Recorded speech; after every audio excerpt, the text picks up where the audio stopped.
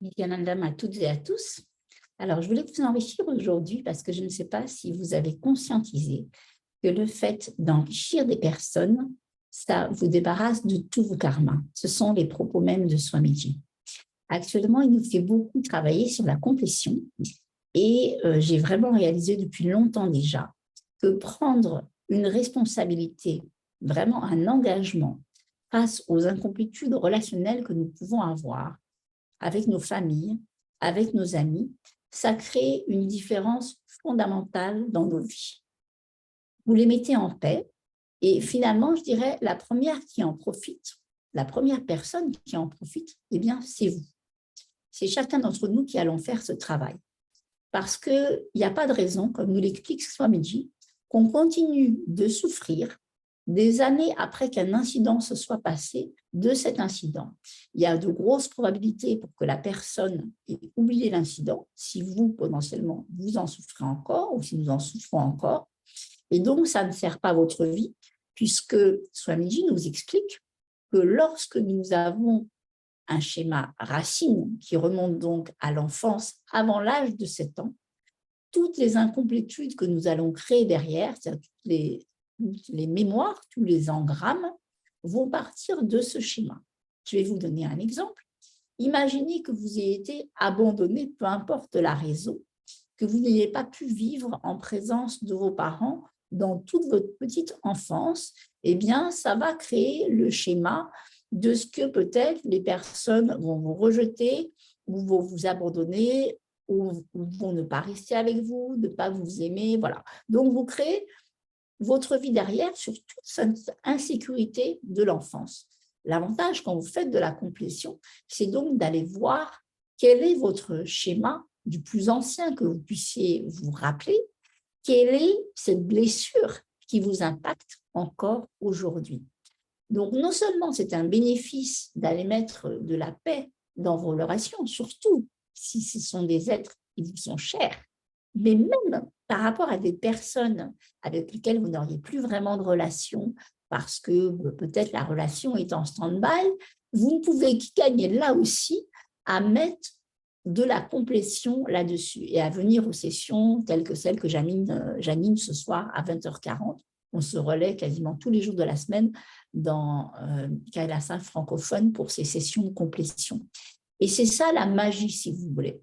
C'est que quand vous commencez à faire ce travail, vous commencez à imaginer vos relations sous un angle différent et c'est ce qui se passe. Et je voudrais vous raconter une anecdote très intéressante.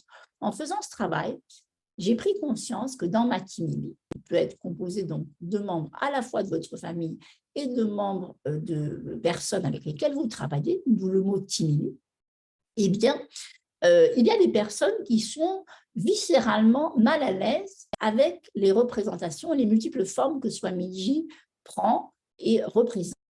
Donc, j'ai compris, avec cet éclairage, que forcément, une partie de moi avait le même schéma, puisque ces personnes sont là pour me montrer un miroir. Il y a toujours cet effet miroir, cet effet de neurone miroir. Donc, du coup, ne voulant pas, si vous voulez, tomber dans une culpabilité face à cela, j'ai décidé de tout mettre au pied de la Mukti de Swamiji et je ressens à quel point ça crée des bénédictions dans ma vie parce que je ne veux pas me tenir coupable de ce schéma que j'ai pour une raison que j'ignore. Et la raison en soi n'a pas tant d'importance. L'important, c'est d'aller nettoyer ce qui dessert votre vie aujourd'hui. Vous voyez la force de la complétion. Donc, c'est important d'aller travailler et de s'abandonner vraiment à la vie, à ce qu'elle va faire, puisque vous savez que la vie, la source, travaille toujours pour vous. Et c'est notre mental qui nous fait croire le contraire. Donc, cette attitude de complétion permanente va vous permettre de venir à bout de vos incomplétudes, c'est-à-dire de vos sentiments d'injustice, de rejet, de trahison, d'abandon, d'humiliation.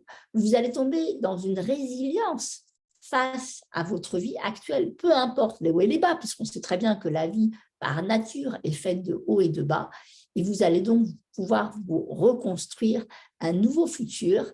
Swamiji emploie souvent cette expression « rewrite your future », hein, réécrivez votre futur.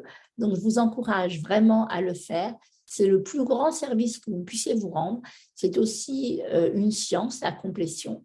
Et l'enrichissement, c'est le plus beau cadeau que vous puissiez vous faire à vous comme à vos proches, puisque c'est leur permettre d'amener leur vie à un autre niveau de conscience, à un autre niveau de bien-être.